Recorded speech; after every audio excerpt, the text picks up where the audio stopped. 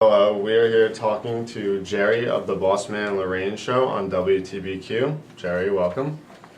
Thank you. So tell me, what day and time is your show on the air? We are on every Tuesday at 9 a.m. and we can be heard on 1110 a.m., 93.5 FM, and on the internet we are on www.wtbq.com. Sounds good. Tell me about your show. How is it unique from any others? Well, I guess if I had to paraphrase it, we say things that people think about but would be reluctant to say. Always welcome. How did you and Lorraine team up? And when? 6 years ago, I've been doing a show here since, I would say early 90s. And Lorraine came in as a guest with somebody I can't recall right now, and I was very impressed with her. And I asked her, would you like to, be a co-host with me? We are so different. Yeah. And that chemistry really works. Yeah. Although sometimes she does get mad at me. But That's that's part of the chemistry. But she's very serious. Very serious, as I am. I can see. Is there anything unique about your backgrounds that will make the show more interesting? Or your Well, background, Lorraine, I would say is and I'm not speaking for her, it's my own opinion, very well educated, very smart, and in a lot of ways a realist. My world was growing up in the streets of Yonkers and the Bronx, law enforcement, I was a member of the New York State Police for 23 years, retired for a week, and then I went with the Drug Enforcement Administration as an intelligence specialist, where part of my duties were I was in the Air Wing in DEA, flying missions in various parts of South America looking for cocaine labs.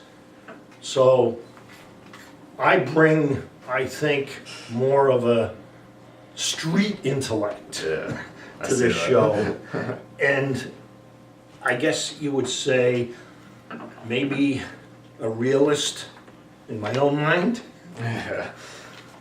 So, well, how do you guys prepare for your show? I don't, which is always a bone of contention. I have a saying with Lorraine that I say, give me a newspaper and I'll give you a show. When Lorraine, as you saw observing our show, is very well prepared. Yeah. I mean, she has everything spread out, she knows what we're gonna do, and a lot of time I'll just take off of what she's gonna discuss, because I'm lazy.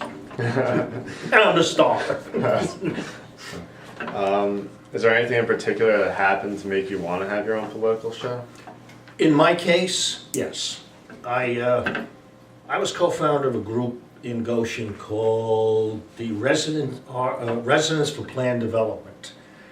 And it was a group that was formed to attempt to stop the Altuve landfill from expanding.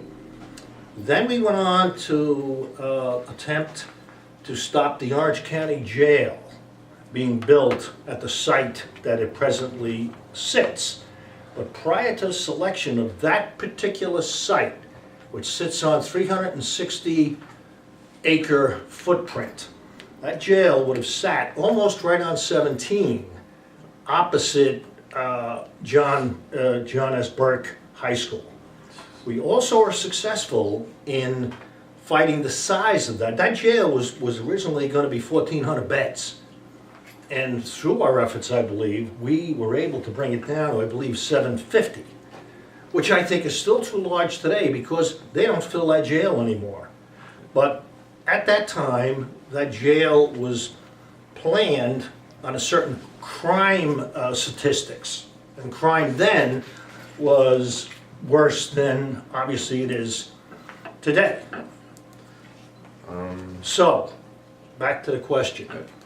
I was the spokesperson for RPD. I appeared on the Gary Greenwald show. Gary is a very notable attorney here, had his own radio show. Also John Moultrie. John Moultrie has been around for years. I dubbed him the ambassador of Orange County. And as a matter of fact, he had a show on WTBQ for quite a while. And he also hosted a show over in Middletown. I can't recall the letters of that. Cousin Brucey was on that particular air. And John had invited me as a guest. So I was guesting on a lot of these shows due to talking about the Altuve landfill, talking about the jail. And then I appeared with Chris Cornett, who was been with WTBQ, he's still with WTBQ for years. And he asked me one day, he says, he said, would you like to co-host with me? I had never done this. And I said, yeah, all right. And it's funny, they say the biggest threat on radio is dead air. And he would leave the room and I'd go like this. Oh, I hope he comes back. So that's how I got involved in all of this. Okay. Yeah. Is there any one show in particular that is most memorable? Every one of them. All right. What's the biggest challenge in doing your school? Show. The biggest challenge for me, don't curse and don't get sued. Yeah, that's good. Have you made any enemies over the years? I have enough enemies that could fill this building. All right. And you know what the old saying? Judge me by my enemies, not by my friends. All right. And I particularly don't. Is there any one topic that is overly controversial that you can think of that stood out?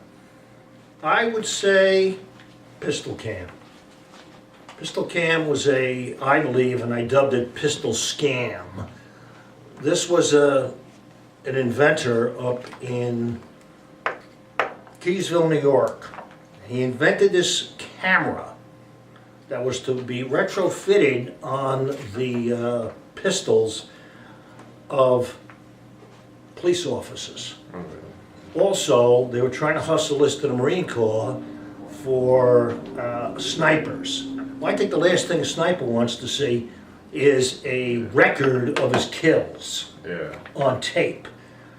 And there was a cast of characters that were involved in that endeavor that have gone on to other endeavors, being Oracle, the Oracle computer system, which in my opinion is a complete failure. And also some of these individuals are also now attempting to buy nursing homes. So they really move around government. And I believe an Inspector General is in order in this county to look into some of these situations. The gentleman up in Keysville, Terry Gordon, the inventor of Pistol Cam, he was able to launch this through obtaining $5 million in grants. I went to various officials, public office holders, assembly people, and asked them to conduct an investigation into how this money was spent. I was told that it is unaccountable once the grant is issued. And I have a great problem with that, because we're dealing with taxpayer money. We're dealing with an economy now that is just in terrible shape. Well, I think every dollar should be accounted for. Oh, and the interesting part of this launching a pistol cam, why it came here to Orange County, is because the Republican chairman, William L. DeProspero, was the spokesperson. He also was identified on television as a co-inventor and investor. Also, Mr. Greg Cato. Greg Cato is the salesperson for the Oracle system that was sold to the County of Orange. He was the marketing manager. Now you can put the pieces together, and the Sheriff's Department here in Orange County, the Orange County Sheriff's Department, they were going to be the test department for this. That never came to fruition. The sheriff backed off it and basically said that it was a learning tool that they were going to use, but it never did come to fruition. Well, this was Jerry from the Bossman Lorraine show on WTVQ. Thank you very much. Thank you.